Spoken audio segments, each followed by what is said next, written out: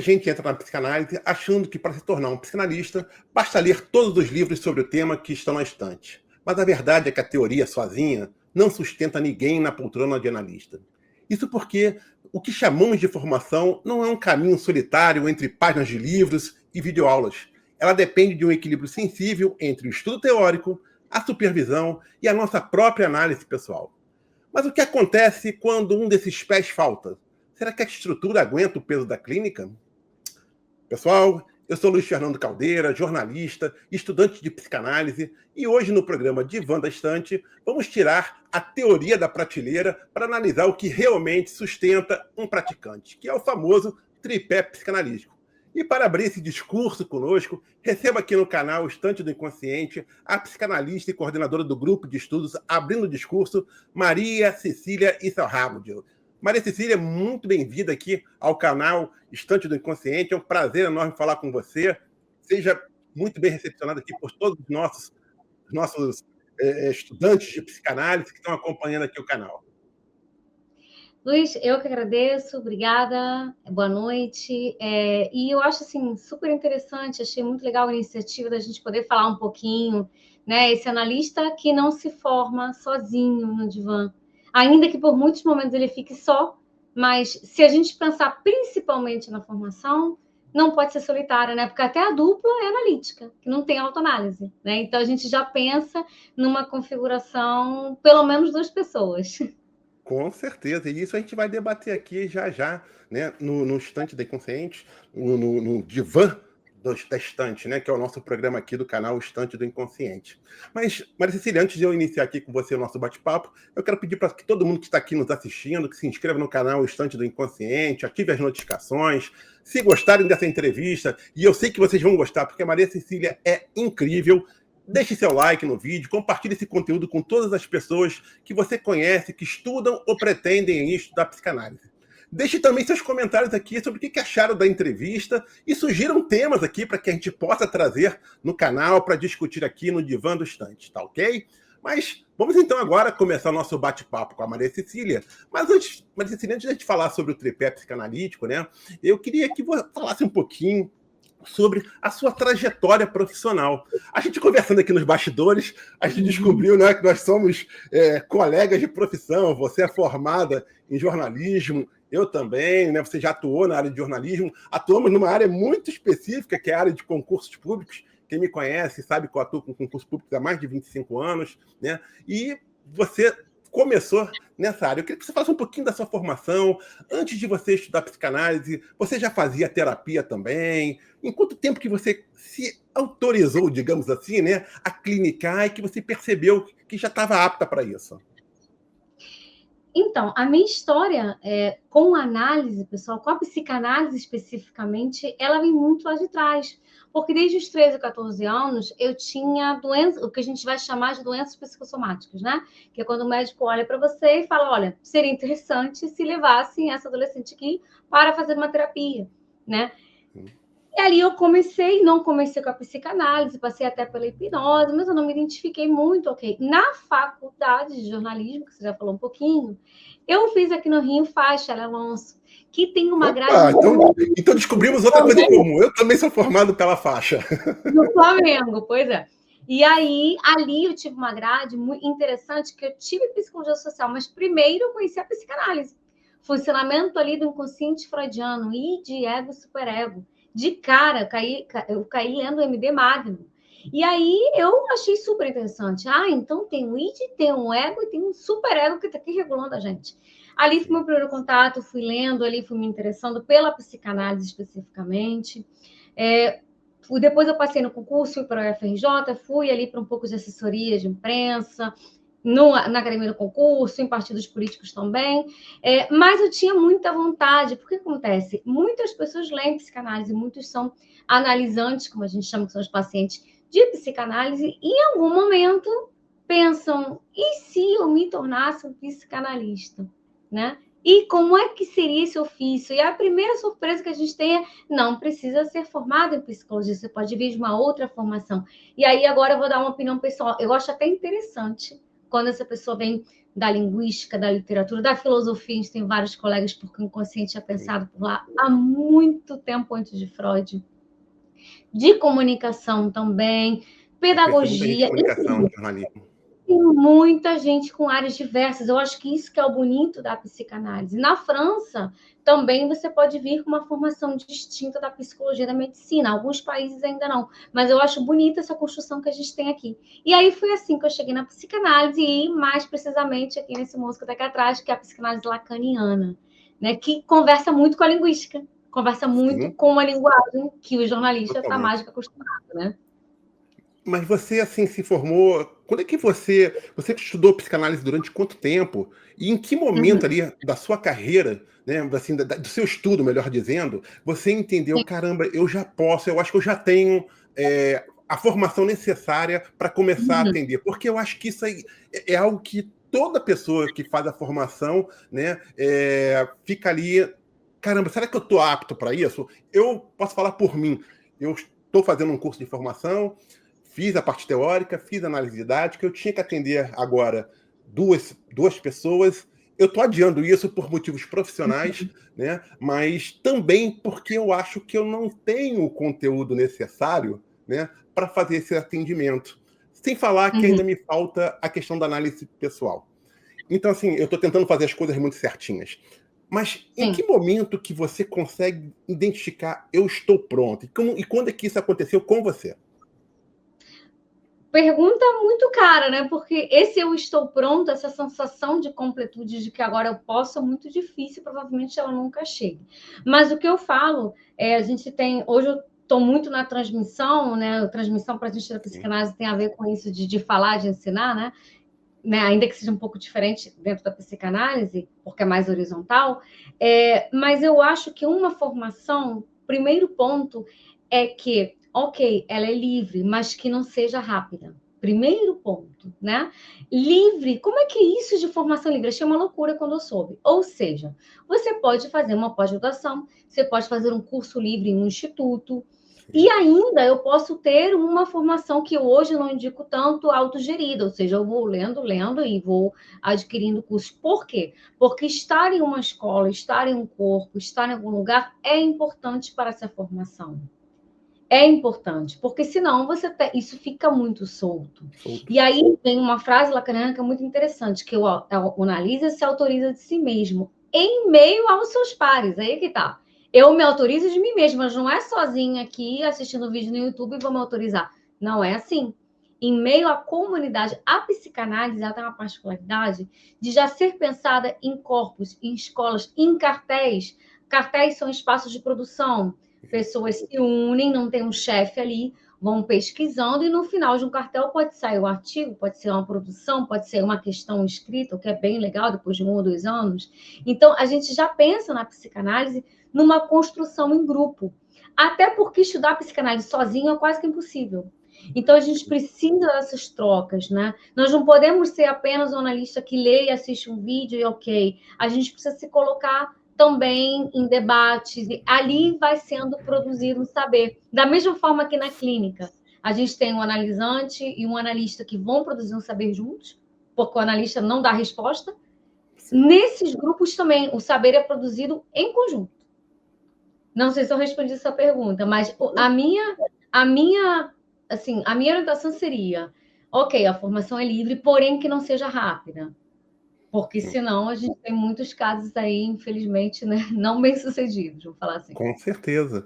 E por que a psicanálise, Cecília, exige efetivamente esse tripé em vez de apenas um diploma acadêmico? Porque para você atuar na psicologia, você faz uma universidade, você se torna um psicólogo e você já começa a atuar. A psicanálise tem esse viés diferente. Por quê? Sim. Na psicanálise, a gente pensa que não existe esse analista formado, como na psicologia. Um diploma me autoriza e fala sobre mim. Este aqui é psicólogo, ponto. Né? Ainda que tenha que passar, né, pelo conselho, mas é isso outra história. Mas na psicanálise é uma formação no gerúndio, é contínua, gente. Sempre, sempre, sempre estudando. Por mais que eu tenha 30 anos de clínica, eu vou estar estudando outras coisas, claro, mas eu tenho que estar estudando. Ele nunca está completo. Por isso que essa pergunta que você fez sobre o momento da formação de estar pronto, nunca vai chegar. Mas, claro, existe um momento em que você é alinhado com a sua análise, você começa a levar isso de que, bom, eu acho que eu vou começar, teoricamente já tem um histórico, já tem um percurso ali, você já sabe, e aí você começa o que a gente chama de se autorizar. E aí o que eu aconselho é que, bom, comecei a atender, procure um supervisor ali, pelo menos para estar como ouvinte, pelo menos para que ele me auxilie, porque aí eu vou responder a sua pergunta, por que a importância do tripé? Porque é a análise pessoal do analista, que é para sempre, né? E a gente vai ter até uma diferença entre as escolas epistemológicas de que para Miller, que é o gênero de Lacan, seria o atravessamento do fantasma no singular, seria um fantasma ali, você vai encarar tudo e depois poderia estar dispensado. E para Lacan são vários fantasmas. Eu acho que são, infelizmente, são vários, não é um só. Você não vai fazer 4 anos de análise, 5 anos, atravessei e agora... Porque a vida se impõe, a angústia se impõe, aparecem novos problemas. E aí esse analista ele tem que estar sempre ali, até para suportar, para não se envolver, né, de todas as formas, naquela demanda que não é dele, ou seja, naquilo que é do outro, desse paciente que está vindo aqui. Então, ele precisa estar sempre ali, em análise, e com o supervisor que vai orientá-lo. Exatamente essa questão que eu queria tocar com você, que é assim, o que acontece na prática clínica se uma dessas pernas do tripé for negligenciada? Por exemplo, a teoria geralmente todo mundo faz, mas tem gente que às vezes negligencia a análise pessoal, tem gente que negligencia a supervisão. O que acontece se uma dessas pernas, ou até duas dessas pernas, né, não estejam aí sendo estejam ali na estrutura da pessoa que se forma em um psicanalista? A O que função seria do analista, sustentar a clínica? sim, a função do analista é diferente quando a gente pensa em outra abordagem, até do próprio psicólogo. Por quê? Porque é a função do objeto A. O que eu estou querendo dizer com isso? É uma função do vazio, da não resposta. Por isso que a gente não aconselha, não dá tarefa. Por isso que análise não é um lugar tão fácil assim, né? Porque o saber está com aquele paciente, não está com a gente. Então, se eu não faço a minha análise pessoal e uma supervisão, é muito fácil que eu coloque algo de mim ali, que eu aos poucos comece a manejar, como a gente chama, dando algo da minha opinião, pela via da moralidade, dizendo isso aqui é certo, isso aqui não é. Ainda que subjetivamente, sim, né? Discretamente eu estou aqui dizendo isso aqui é bom, isso aqui não é bom. Então, esse é o lugar da análise, para que eu leve, inclusive, os meus casos clínicos, como eu estou ouvindo aquilo.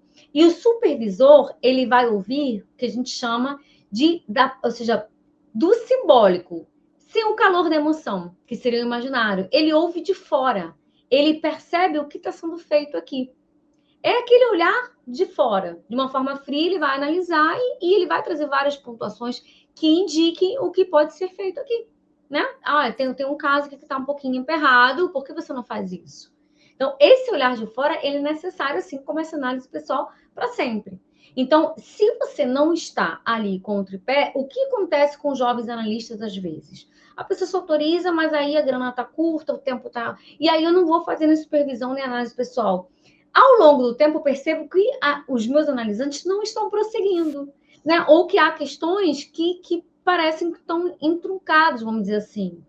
Porque essa análise não está funcionando. Mas você está fazendo o tripé? O que você tem ouvido de supervisão? Não faço supervisão. Aí fica um pouco difícil. Então, para que uma análise aconteça, eu preciso disso daqui. É diferente de outros locais, é diferente até de como se vê isso na psicologia e na psiquiatria. É totalmente diferente. Mas aqui, se a gente seguir esses 3 pontinhos básicos, a gente provavelmente vai estar fazendo uma análise. Cecília, segundo Lacan, alguém está autorizado também a clinicar quando a sua própria análise chega ao que ele chamava de desejo do analista. O que é isso? Lacan é difícil de entender Sim. Lacan. O que é o desejo do analista, né? Primeiro, eu quero trazer uma diferença epistemológica, né, de Freud e Lacan, que para Freud, momento, né, que esse analista estaria pronto, teria muito a ver com a sua análise pessoal. Ou seja, depois que aquilo ali for, aquilo ali que vai dar notícias de quando a Cecília está pronta. Mas para Lacan tem mais a ver com o envolvimento teórico. Até onde você foi na teoria? Então, é mais a ver com a teoria, não tanto com as suas vivências. E isso são duas diferenças que a gente pode concordar ou discordar. Mas o desejo do analista, principalmente, não é que o analisante fique bem. Claro que a gente quer o bem dele, ok, mas não é sobre isso daqui que os problemas se resolvam. É o desejo de que haja análise.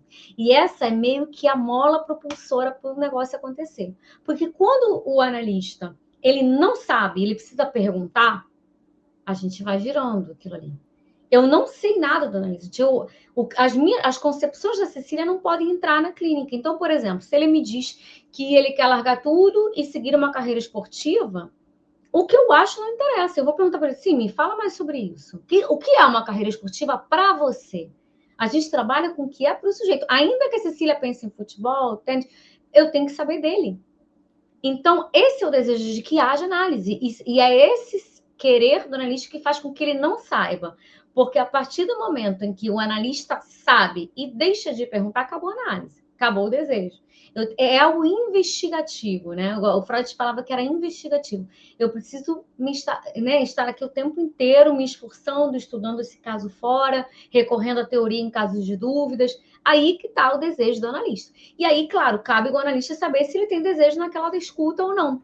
Por isso que a gente faz as entrevistas preliminares. São os primeiros contatos para a gente saber se a gente tem interesse. A gente vai ouvindo, o analisante vai se acostumando com a gente ou não. E a gente também sabe, é uma aposta de que se tem análise. Vamos ver se vai ter. Opa, acho que vai ter. Aí tem a passagem ao divã. O que o Freud fazia? Ó, você está sentadinho aqui, agora você vai sentar ali e vai olhar para lá. É uma aposta. Agora vai começar uma análise.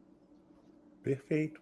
E você destacou aqui que Freud, né, trabalhava muito a questão da importância da análise pessoal, né? E você especificamente, eu sei que você tem uma vertente lacaniana, mas você considera que a análise pessoal é a perna mais importante desse tripé, ou os três conteúdos têm o mesmo peso? Eu vou colocar que os três têm o mesmo peso, mas eu vou fazer uma diferença. Eu acho que análise pessoal e teoria não podem faltar. E aí eu vou colocar a supervisão um pouquinho mais aqui. Por quê? Porque quando eu tenho dúvidas, eu vou para a teoria. E aí vai se retroalimentando. E a análise pessoal é imprescindível, porque nós podemos ouvir qualquer coisa. E aí, como é que eu posso estar aqui sem moralidade, sem demonstrar algo, né? Claro que se o analisante fala engraçado, a gente vai rir, né? Nós não somos um analista estátua, como já se propôs há algum tempo, uma tela totalmente em branco. Mas eu não vou aqui fazer uma parceria sintomática, ou seja, a gente não vai, isso aqui não vai virar um bate-papo, isso aqui é uma análise. Por isso que não dá para analisar gente conhecida, né? Amigo, nem pensar. Então, principalmente análise, porque eu não posso manejar pela via da moralidade. Se essa pessoa me conta uma coisa, algum abuso, que tenha sofrido uma forte violência, eu preciso estar aqui ouvindo e pontuando o que é necessário. Seja em qualquer configuração, algo da área sexual, algo que vai contra o que a Cecília, a pessoa, acredita como religião, enfim. Não, a ética da psicanálise é a ética do desejo e não da moralidade, do que ele pode fazer ou não. Não aqui, porque nós não somos adaptativos. A gente não vai adaptar um sujeito para que ele seja uma boa pessoa. A gente vai falar sobre isso daí que de repente não é tão bom. Por isso que a análise pessoal tem que estar ali bem firmada, porque senão eu posso colocar algo de mim, eu posso não suportar aquilo. E tem tantas outras questões também, identificações, às vezes o que ele fala, eu já passei, mas eu preciso entender que a história dele não é a minha. Então, a análise pessoal é quase que um achado ali. E tem coisa que você vivenciou, que foi um trauma seu, que se não tiver bem resolvido também, isso pode afetar a sua análise da outra pessoa, né? Porque senão eu penso assim, olha, essa pessoa quando era criança aconteceu isso, então eu já sei como ela está se sentindo. Não, o analista não sabe, o analista pergunta. E muitas vezes o que ele traz, a reação é totalmente diferente da que você teria, para a gente perceber a subjetividade da pessoa. Por isso que não dá. Ainda mais quando se atendem várias pessoas, você tem que estar ali nessa reciclagem até de como está sendo isso para você, como é atender essas pessoas, como é essa escuta, e tantas outras questões que atravessam o analista. Sim. Eu, quando comecei a estudar psicanálise, não vou dizer assim que eu caí de paraquedas, não. Eu estava procurando, queria fazer psicologia, vi que era mais complexo, eu moro em Portugal, ia ser mais complexo ainda estudar Uhum. psicologia, achei a área de psicanálise um negócio assim, fantástico, procurei me enveredar para esse lado, mas quando a gente entra nesse mundo, você fica meio perdido, né? Pô, mas aí você Sim. ouve falar de análise pessoal, você ouve falar de supervisão, né? Pô, cara, o que é Uhum. isso? Análise didática, né? Que o meu curso faz Sim. análise didática. O que é isso? Aí, pô, principalmente essa questão da supervisão. E assim, o nosso canal aqui é principalmente voltado para quem está começando ou quer iniciar agora a estudar psicanálise, né? Mas principalmente para quem já está estudando há um pouquinho de tempo. O que é? Eu queria que você explicasse de forma didática o que é a supervisão, a importância de fazer supervisão, né? E mais ainda do que isso, Cecília, você acha importante que o estudante, aquele que ainda é estudante, iniciou agora há pouco tempo, né, os seus estudos, Uhum. alguns meses, ou tem um ano de estudo, ele já participe de grupos de supervisão? Que tipo de benefício isso vai trazer para ele? Os grupos de supervisão são uma proposta muito interessante. Não é todo o caso que você pode levar em grupo, mas isso é uma outra questão. Agora, por que acaba sendo uma troca interessante? Porque semana a semana alguém vai levar um caso, e aí o caso do seu colega pode ter alguma semelhança com o seu. O impasse que ele está, muitas vezes, conversa com o impasse em que você está. Então, o que acontece? Aquele supervisor ali vai dar uma orientação. É importante que se escolha uma supervisão na escola também que você pretende seguir, freudiana, winnicottiana, ferenciana, enfim. Porque o manejo tem muito a ver, de escola para escola vão mudar Sim. alguns conceitos, enfim. Então, acaba se tornando um grande grupo de estudos. E a supervisão em psicanálise não vai ter, pelo menos não deveria ter, a figura de um supervisor, professor e mestre, e todo mundo calado. Pelo contrário, é necessário que todo mundo se coloque a produzir, ou seja, uma pergunta, o que você acha disso que o analista trouxe, como é que a gente pode ajudá-lo? Então, todo mundo se implica. Então, para quem está conosco, o que acontece? Nós não temos muitos livros sobre a prática, a gente vai ter muitos livros teóricos.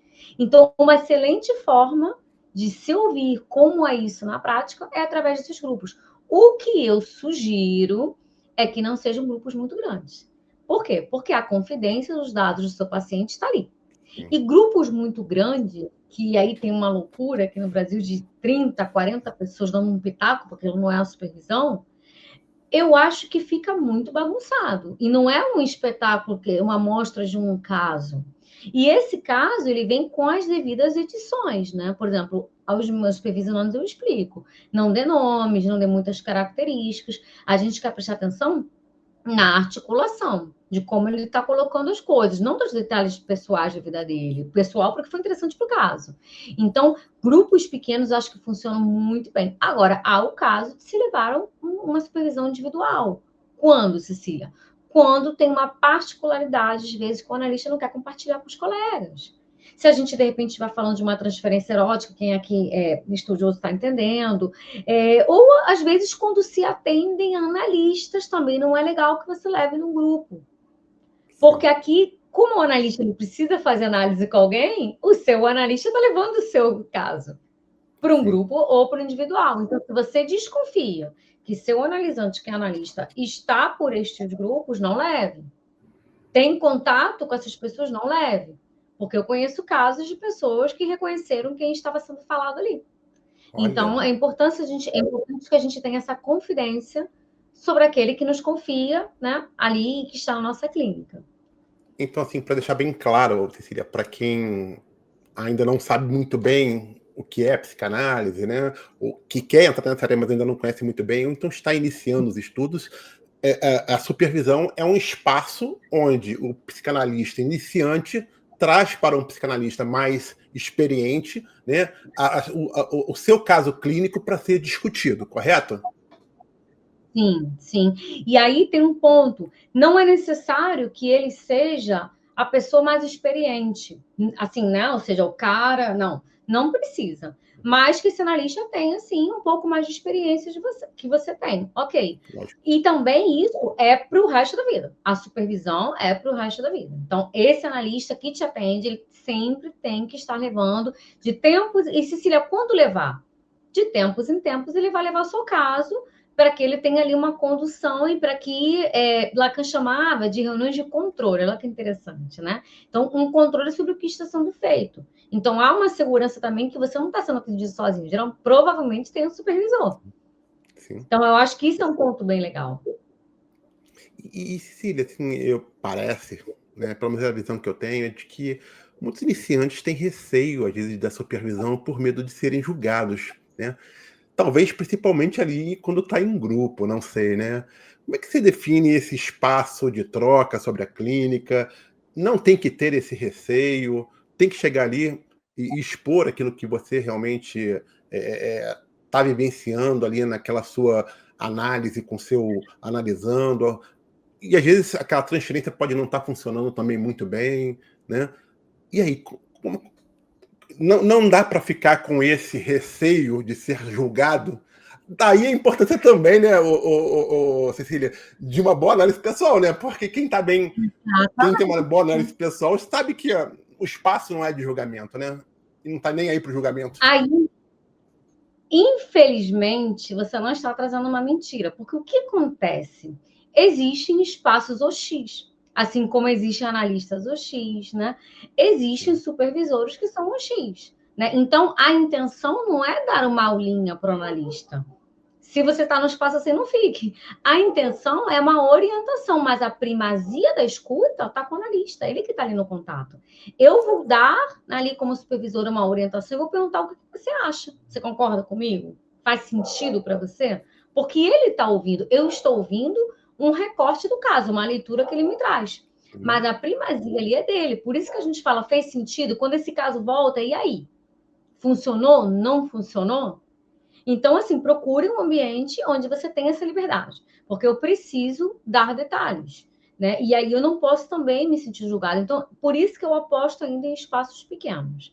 Se você opta por fazer em grupo, ok, mas que seja porque num grupo de 30 e 40 podem ter atravessamentos, debates, discussões. E quando você pensa em um grupo pequeno, é um grupo comprometido ao trabalho, comprometido em auxiliar, em que há trocas de materiais, às vezes, há indicações de livros. Então, é um grande grupo de pesquisa, quer dizer, é um pequeno grupo de pesquisa, mas que tem um grande trabalho.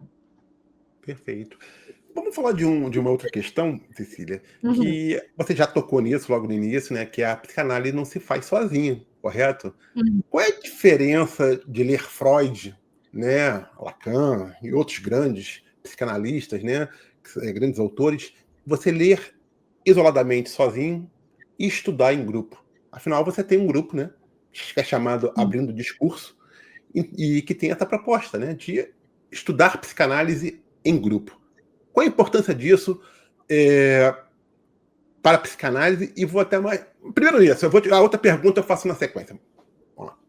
Na verdade, esse tipo de configuração, como o do Abrindo, que é o núcleo que a gente coordena, isso se construiu num cenário pós-pandêmico, ou seja, a pandemia, todo mundo online, inclusive as consultas em psicanálise online. Então, a gente tem uma nova formatação, né? A gente tem formações online, que você não precisa estar. Você vai participar ao vivo, câmera aberta, porém online. Isso é totalmente novo se a gente, né, voltar a 10 anos atrás. Então, nesse ambiente, a gente começou a perceber um analista que se formava só. E estar só lendo psicanálise é muito difícil. Então, algo que a gente sempre fala aqui é online, mas não precisa ser solitário. As trocas é o que vão fazer a máquina girar. Nós temos Freud, que, ao meu ver, é muito didático. Ele tinha uma preocupação, tanto é que ele ganha um prêmio Nobel de tão bem que ele escreve. Porém, Lacan não é tão claro, Klein não é tão claro. Estou citando autores aqui. Então, existe... E ainda em Freud, existem termos, conceitos que são muito difíceis. Então, a probabilidade de que essa pessoa desista é muito fácil, é muito grande. Em grupo, eu consigo entender, porque se alguém abre esse conceito para mim e consegue me trazer de uma outra ótica, eu não desisto no meio do caminho. Então, a formação para se ler, por isso que nós temos muitos grupos de leitura, é muito mais fácil. Se você tem um compromisso, coloca na sua agenda.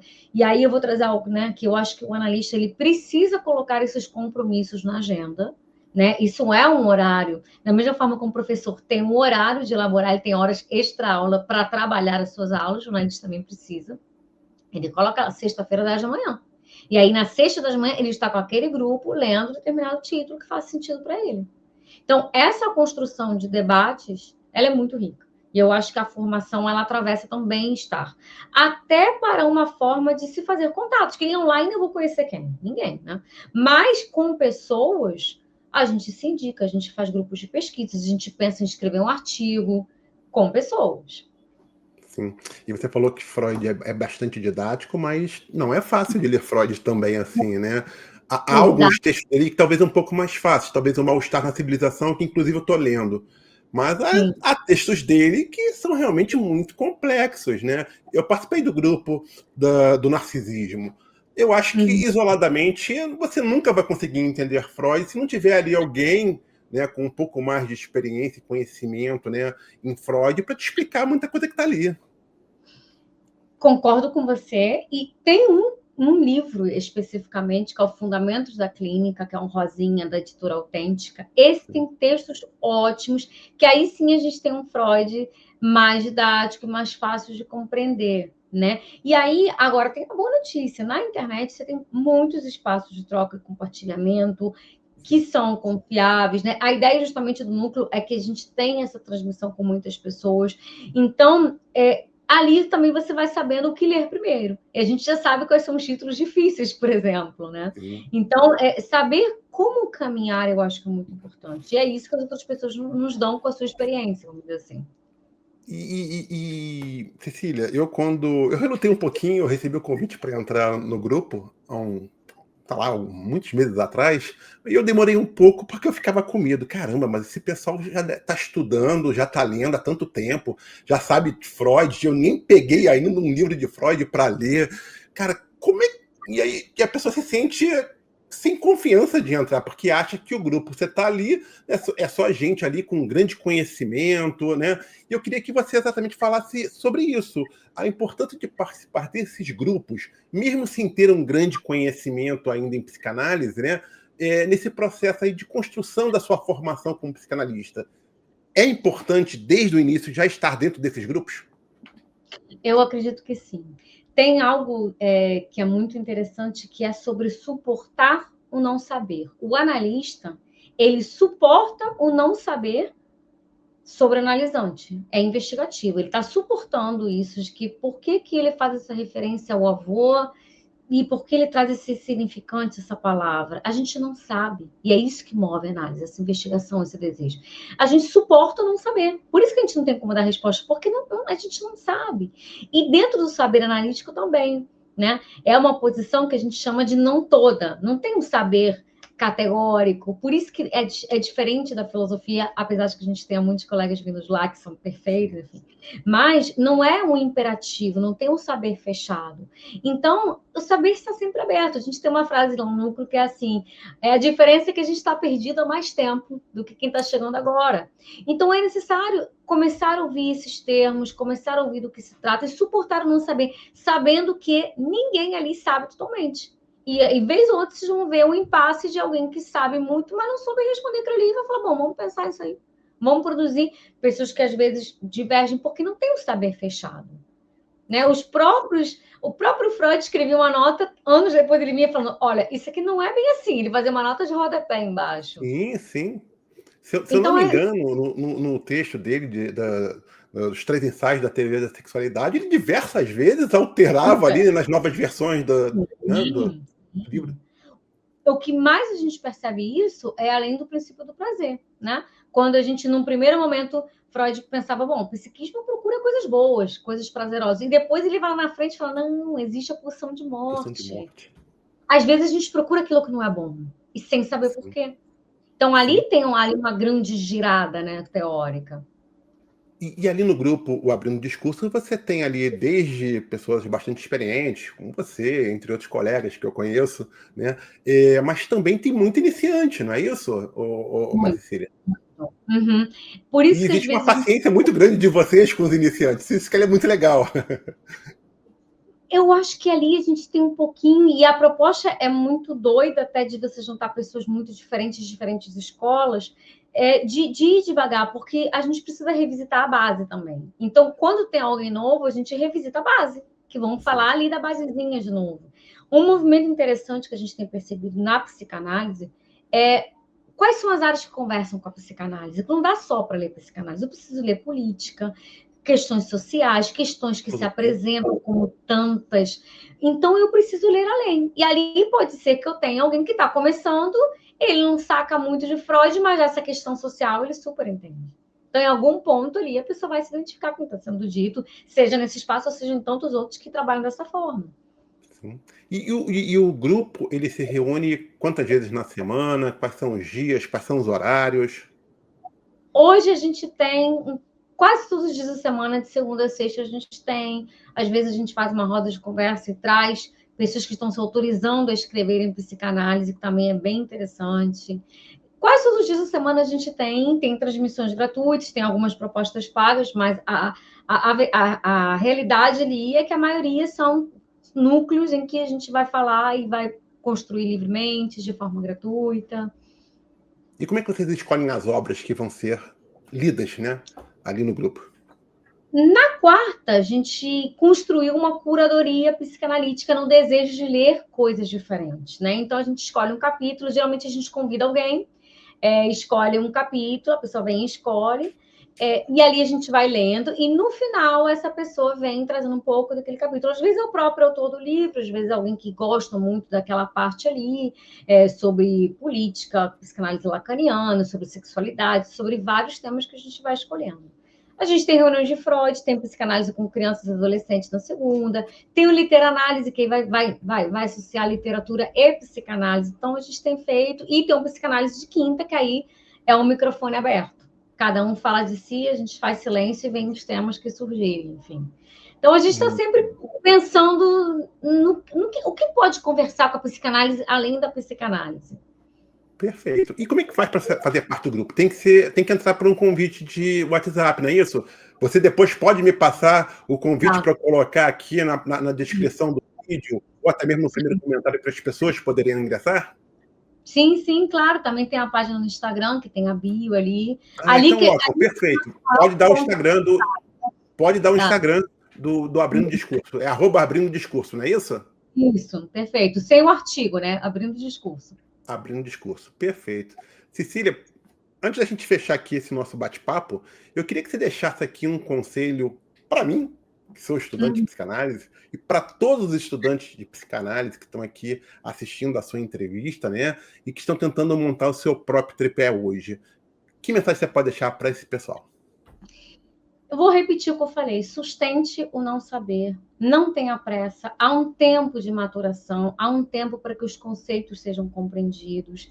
Isso que se apresenta como angústia, né, como uma ansiedade, isso é normal, todo mundo já atravessou. Leve, também é interessante que você comece a sua análise pessoal, numa abordagem mais ou menos que você quer, que você se identifica, porque ali você vai trazer, inclusive, essas questões. Não tenha pressa. O que eu falo com todos os colegas: se eu pudesse, eu teria esperado um pouco mais, esperado uns meses a mais. Não tenha pressa de se autorizar, assim, né? Porque a gente ouve algo que, olha, em 6 meses você pode ser um analista, isso não é verdade, né? Em tantos meses, você consegue, e não consegue. Então, um analista que se forma a seu tempo, tranquilo, calmo, ciente, sendo prudente, ele não vai passar por alguns problemas que a gente ouve aí, e que desestimulam, né? E que aí ele pensa: eu estou fazendo tudo errado. Então, se você seguir, se você for devagarinho, respeitando o seu tempo e levando para análise pessoal que você está afim de começar, e ali você vai construir, vamos lá, vamos começar, tende a dar certo. Poxa, Maria Cecília, eu quero muito agradecer aqui a sua participação no programa no Divã da Estante, por estar prestigiando aqui o canal Estante do Inconsciente, que iniciou essa jornada aí há bem pouco tempo, né? Então aqui a gente está correndo atrás aqui de fontes que possam, né, trazer aqui conhecimento para os estudantes de psicanálise. Eu tenho certeza que todos aqueles que assistiram entenderam perfeitamente a importância do tripé na nossa formação, estão aí motivados certamente a implementá-lo da forma mais correta possível. E fica aqui o convite para você voltar numa outra oportunidade para falarmos sobre mais temas ligados aí à formação dos psicanalistas. Muito obrigado, Maria Cecília. Luiz, eu que agradeço. Obrigada pela gentileza do convite e voltarei mais vezes, com certeza. Muito obrigado. Pessoal, eu vou ficando por aqui. Eu quero também agradecer a todos que acompanharam o programa no Divã da Estante, que é o nosso espaço aqui de transferência de saber e conhecimento psicanalítico. Um grande abraço a todos e até a próxima, gente. Valeu! Tchau, tchau!